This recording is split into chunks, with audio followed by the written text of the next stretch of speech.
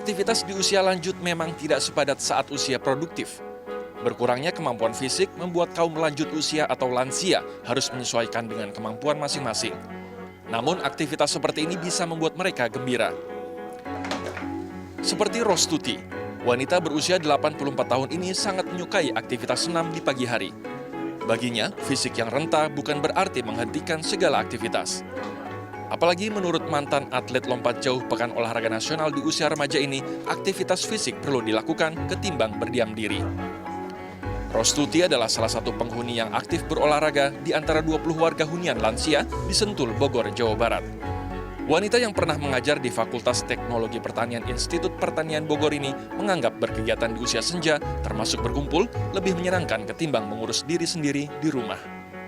Alhamdulillah saya nggak perlu capek-capek seperti waktu saya di rumah. Saya harus nyari tukang masak, nyari ini, ngatur meja, ngatur sopir, mau dikasih itu. Di sini alhamdulillah Mas, terima kasih sekali.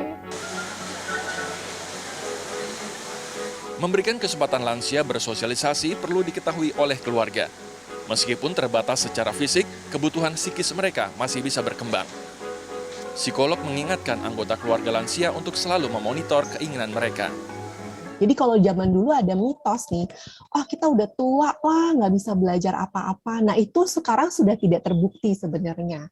Karena secara penelitian sudah ada bahwa otak kita itu masih bisa belajar, masih bisa mempelajari hal yang baru meskipun secara usia sudah tua. Karena ada neuroplasticity-nya, dia bisa berkembang sendiri kalau memang dilatih secara rutin. Kemampuan otak lansia yang masih bisa berkembang sejalan dengan keinginan mereka untuk bersosialisasi. Psikolog mengingatkan keluarga lansia perlu mengetahui tempat atau komunitas yang cocok. Tempat yang kita mau titipkan orang tua kita ini, lansia kita ini, tempatnya seperti apa, gitu ya. Apakah sangat bisa mengakomodasi orang tua kita nanti, para lansia ini, gitu ya. Dan yang terpenting, kita perlu selalu punya waktu ya, meskipun kita nanti menitipkan orang tua kita, tapi bukan berarti kita bisa sibuk sesibuk-sibuknya. Gitu. Sementara kaum lansia menganggap bergabung ke dalam komunitas bukan berarti menyingkirkan mereka. Lebih dari itu, mereka justru menemukan tempat yang layak. Jadi tempat ini itu untuk membuat kebahagiaan di hari tua. Jangan dianggap sebagai dibuang.